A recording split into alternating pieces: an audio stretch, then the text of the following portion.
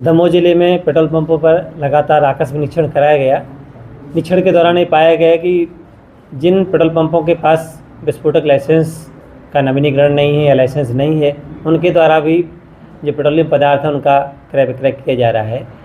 इस तरह से जो कि आमजन की जीवन और आमजन की सुरक्षा से जुड़ा मुद्दा है। जो पेट्रोलियम पदार्थ हैं इनमें बिना विस्फोटक लाइसेंस के इसका विक्रय किया जाना, इसका भंडारण किया जाना दोनों नियमानुसार नहीं है।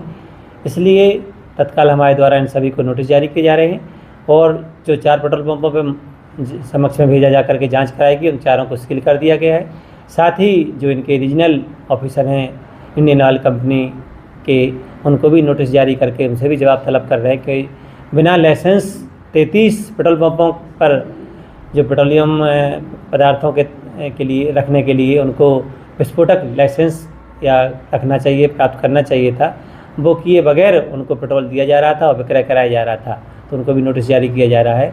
मेरा सभी पेट्रोल पंप संचालकों से पुनः अनुरोध है कि वो लाइसेंस प्राप्त करने के उपरांत ही संचालन करें।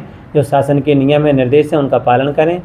कई जो पेट्रोल पंप हैं वो जो निःशुल्क हवा पानी देने की शासन का निर्देश है, उसमें नियम में है कि शौचालय और निःशुल्क हवा जो भी डलवाना चाहे डलवा सकते हैं। पर कई पेट्रोल पंपों पर इस तरह की सुविधाएं नहीं दी जा रही हैं और लगातार शिकायतें प्राप्त हो रही हैं। तो सभी पेट्रोल पंप संचालक जो शासन के निर्देश हैं कि निःशुल्क हवा, पेयजल, शौचालय सभी व्यवस्थाएं उपलब्ध कराएं, जिससे कि आगे जो इंस्पेक्शन होगा उसमें आपके खिलाफ कार्रवाई होगी, तो उसमें आपको भी असुविधा होगी और आमजन को भी असुविधा होगी। इसलिए आप सब नियमों का पालन करके ही संचालित करें।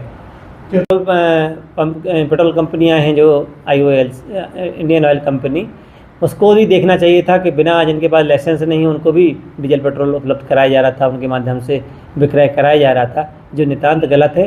तो उनके भी रीजनल अधिकारी जो जबलपुर में बैठते हैं उनको भी नोटिस जारी किया जा रहा है और जो कानून का प्रावधान है उनके तहत उनके खिलाफ भी कार्रवाई प्रस्तावित की जाएगी।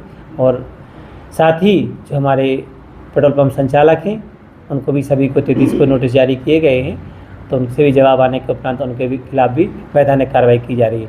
साथ ही अभी जो रीजनल ऑफिसर से बात हुई तो उनके द्वारा बताया गया कि सर आपने जो हमारे संज्ञान में लाया है इसको दृष्टिगत रखते हुए हमारे द्वारा पूरे प्रदेश में जो भी हमारे ऑयल कंपनी के पेट्रोल पंप हैं सभी में ये सुनिश्चित किया जा रहा है कि लाइसेंस उपलब्ध कराया जाए या लाइसेंस प्राप्त करने के उपरांत ही कारोबार या पेट्रोल बेचा जाए, डीजल बेचा जाए।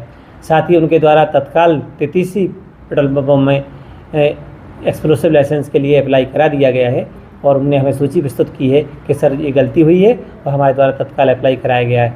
पर जिस अवधि में उनके पास लाइसेंस नहीं था उस अवधि में भी उनके द्वारा पेट्रोलियम पदार्थों को रखा गया, विक्रय किया गया और कंपनी के द्वारा उनको उपलब्ध कराया गया, जो कि नितांत गलत है और नियमानुसार और वैधानिक रूप से दंडनीय है।